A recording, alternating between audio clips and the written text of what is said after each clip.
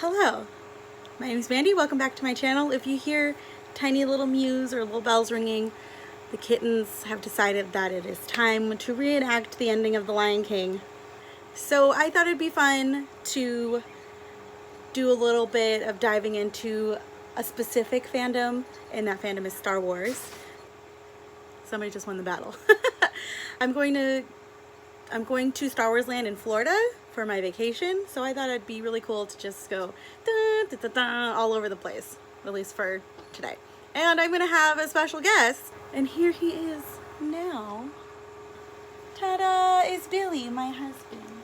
Hi. He's very cute, and I just got stuff all over him. So yeah, he's read a lot more Star Wars books than I have. He's even read what's considered legends now. He's much nerdier than I am, and I mean that in the best way, in the best sense, because I don't know why, the reading struggle is so real. So we're gonna recommend some of our favorites to you. Yeah, do you want to go first? Sure. So I've been reading Star Wars books since high school, I guess. Back when they were still all legends. I mean, legends now. They're not canon, but it doesn't discount that they're really good books. So I don't have these actual books. They're probably in my mom's house somewhere in boxes. But he printed out covers for you because I'm not savvy with my editing yet, and I can't just like pop up a picture. But so, like, show me. The first Legends book that everybody always talks about is called Heir to the Empire. It's a series of 3 books, and yeah, it's a real classic. Who wrote this one? Timothy Zahn. Oh yeah, okay. So if you know the new Thrawn trilogy, he wrote the same thing. But I mean, in these books, he actually introduced Thrawn. He's a really great villain. Oh, okay, that makes, because you were telling me that they brought him back to rewrite him. Right. So that's cool that he brought it in and now he gets to write more about it. Exactly. Oh, that's really cool. But I mean, fans of it's not canon anymore, but like people really like Mara Jade as a character, and Mara Jade was introduced in these books, so. And if you don't know Mara Jade, if you're not familiar with the Star Wars Legends lore, she was the wife of Luke Skywalker, and she's an all-around badass bitch. Then, yeah, just briefly, I'm going to talk about 2 other books real quick. This isn't like a college presentation. You're fine. And then there's this series called X-Wing. It's a series of 9 books, but the first 5 were by Michael Stackpole. The last 4 were by Aaron Alston. And they're really good. There's just it focuses on one of the minor characters from the movies, Wedge Antilles. Really excellent. And he showed up in A New Hope, and was it Return of the Jedi? Right. He was in the trench with Luke as an X-Wing pilot. It's a really great series. A lot of action, a lot of you don't think like X-Wing dogfights would be exciting in literature, but it's really well done. Hold on, I'm gonna go get a kitten so I can stop him from fighting. Actually, like that great of a book. It's called The Courtship of Princess Leia by Dave Wolverton, and it felt like almost like a throwaway book at the time, but it introduces like Dathomir, which is the planet where Darth Maul's from. Yes. And the witch, I know what it is. The Witches of Dathomir, the Force-sensitive witches. Yes, and like Asajj Ventress, yeah, from the Clone Wars right. series. And it was a real throwaway book. It's cute. There's not a ton of meat there, but it introduces a lot of stuff that became canon later. So yeah, those are my recommendations from Legends. Okay, I'm gonna kind of piggyback off of that. I don't know if these are really considered legends anymore since Disney purchased Star Wars or Lucasfilm, but I really liked these little journals from Star Wars Episode 1. There's 3 of them, but I only have 2. I don't know where the third one is. One is Padme Amidala, and the second one is Anakin Skywalker, and it's more or less what is in their heads during these movies. The author isn't even on here. They're like middle grade books. They're tiny little kid books. I mean, they're very small, very skinny. I like them. And I reread this a million times, and it even has little pictures of like if she was Padme the Handmaiden or if she was the Queen. Mm. I really like that. The third book is, let's see, for Anakin it has like locations. The third book was a journal of Darth Maul, And I remember before that one came out, my brother and I used to joke that it would say, I trained, I died, I died. Because like we liked him so much, but we were like, what are you going to do with the character who only had 2 lines? And now he's in like Clone Wars and has his own storyline. I love that. So those are, I give them 5 stars. At least 10-year-old Mandy does, or 11. I don't remember when these movies came out. 1999, 9-year-old Mandy. Your turn. Force Awakens came out. They came out with a flood of new books, and so the first book I'm going to talk about that's canon, we could say, is Lost Stars by Claudia Gray. So, I mean, it's almost like I want to say Romeo and Juliet. There's a cool rebel guy. There's a cool rebel girl. I mean, a cool There's a fate receipt in there. Empire girl. And so it takes place. You can see in the background, kind of. There's the rebellion symbol and then the Empire symbol. Right. And in the back, it's all reflective. So it takes place after Return of the Jedi. And, like afterwards, I think it's almost like an aftermath. There's a book called Aftermath, but that's not it. But it's really cool because... Are you sure it doesn't happen during Return? The parts of it happen during, but the climax of this book happens after. And so, but before Force Awakens? Before Force Awakens. Oh yeah, you can see it says Journey to Star Wars The Force Awakens along the top. Because like the climax of this book happens in Jakku, and so you can, There's a fancy accent there, Jakku. So the remnants of that Star Destroyer that Rey's in, like, that the origins are in that book. Oh, because they have a battle on Jakku. Yes, but I'm not like a big like romance guy, but it was a good story. Like, they never really follow up with these people in Star Wars novels, but it ended with hope. A New Hope? Yes. But yeah, that's... I know, I'm embarrassing. The next book I'm going to recommend. A lot of people give me shit for loving this character, and to them I say, fair. But I love this character with every fiber of my being, and it is Phasma by Delilah S. Dawson. I've read another book of hers, and I can't remember. She's written more Star Wars books, right? This book is, as you guessed, it's about Phasma, but through the eyes of other people, and also through, I want to say, a person who heard it from another person who was actually there. What is that called? There's a word for that. Like secondhand? Secondhand. Yeah. She's the English is so hard. The rebel who is telling the story of Phasma to this fun dude right here,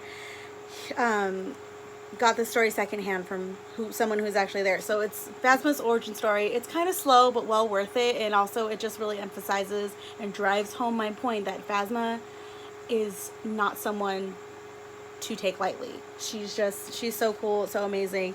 This guy on the back, what's his name? Captain Cardinal? Is it Captain Cardinal? It's Cardinal. Cardinal. Do you think he's just Cardinal? I think he's just Cardinal. He's one of the new red stormtroopers that you might have seen in the new stuff, Madness. It took me a while to get through this book. He's read this book too. Yeah. I recommend it a little bit more than he does because I really love Phasma, and people should stop pooping on her because she is fabulous. Her armor is made from like melted down Naboo parts. Ship, the Imperial cruiser. Like, come on! Get on my level, people. Jeez. I give 5 stars. This next book was part of the lead up to The Last Jedi. And oh yeah, sorry. This was the lead up to also The Last Jedi. It's called The Legends of Luke Skywalker by Ken Liu. And so Ken Liu is he's a pretty prolific sci-fi author. A lot of short stories, like Hugo Award, like nominated short stories. So that's a good thing I like about Star Wars novels as well. They always get good authors from like sci-fi. So Ken Liu's great. Look at that artwork, man. Jesus Christ, it's so pretty. And this book is like 4 short stories, like novelettes, I guess. I don't know what to call them. No, yeah, a novella? Novellas, thank you. About Luke Skywalker and like the legend, the mythos, if you will. And they're all great. Some of them are like serious, some are funny. But it's just like how different parts of the galaxy view like Luke Skywalker. And that's really cool. Yeah, it was really well done. Some of the stories like really touch you right here. In your sternum? Yes, in my sternum. And some of them make you laugh. And one of them, like, he might show up. It's when they leave it open-ended, but it's just like, could it be? But it's good. It's well written. Ken Liu, good job. And yeah, I recommend it. I should read this. Yeah. Shoot. The man, the myth, the legend. Porgs. Just kidding. Imagine, though. That would be my dream book. I'm the queen of porgs. The next book I'm going to recommend is considered canon, but it's not like a lead up to anything. Written by the same person who wrote the Ahsoka book, E.K. Johnston. I have not read Ahsoka because I have not finished Clone Wars. I know. I'm behind on everything. I need help. Anyway, it's called Queen Shadow. Here's the thing. I love Padme so much. How much do I love Padme? Too much. You can never love Padme too much.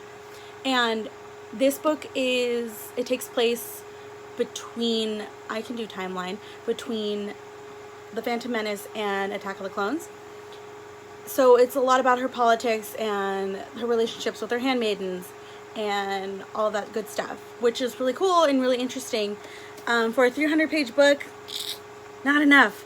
A lot of it was descriptions of her outfits, which, as a person who worships costumes and costume designs, I loved.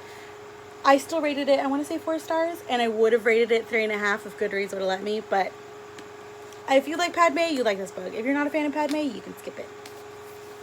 So, next book.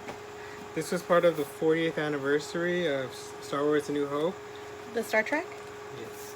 There. And it's called Star Wars from a Certain Point of View. And this is just a really great concept for a book because they have 40 stories from 40 authors. Some of them are like a lot of sci-fi authors. Some of them are like podcasters or actors, or like Ashley Eckstein has one. The McElroy brothers have one. Meg Cabot, who's one of my favorite authors, and she wrote one of my favorite books. She's on here, and she's more of a young adult author. So it's really, I mean, okay, it's basically, if you go back and watch Star Wars and you see like, hey, random guy in Cantina, like, what's his story? They tell you what his story is in this book. So, you snatched that out of my arm so it's bad. really well done. Some stories are better than others in any anthology series, but like there's one about like the last moments of Alderaan, which is like really gets you. Like, That's awful. I need to read it. It's some of them, like the Shakespeare guy wrote a chapter. It's really well. The guy who wrote the Shakespeare. The Shakespeare Star Wars. Yes. The Empire Striketh Back. They're down there. That's why I'm. So he has a chapter. It's, it took me probably 3 months to read this book, but really well done. Like, I have no room to judge. I don't know why. And I mean, if this was like a jumping off for like other authors to like have a shot at Star Wars, like some of them wrote some really great stories, and they created some characters where I want to know what happens next. So hopefully I get to see that. But yeah, from a certain point of view, really 5 stars. And it's got the beep boops on there. There's R2D2 and C3PO. That's me if I was a robot. So that's also just like, come on, do it for the beep boops. Beep boop bap boop. 5 stars. 5 star. Okay, the last book that I'm going to recommend, I have not finished because this is who I am as a person, but I still wanted to recommend it because it's really stinking adorable.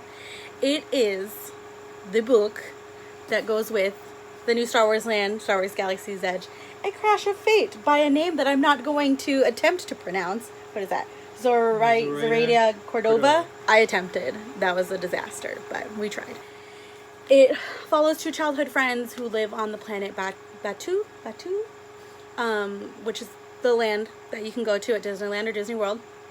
And one of them is now a smuggler and one of them is a farmer. And they cross paths again after 18 years of having not seen each other, or something like that.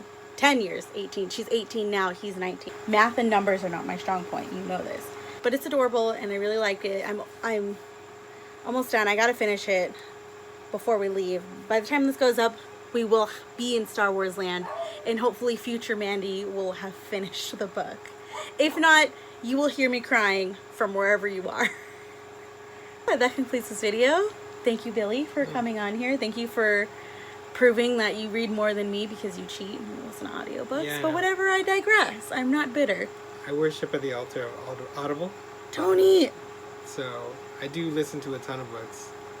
I drive a lot. But yeah, so I'll see you guys next time. Do you want to finger guns with me? I do Okay. finger guns and make choices. Billy looks like he's made a terrible choice.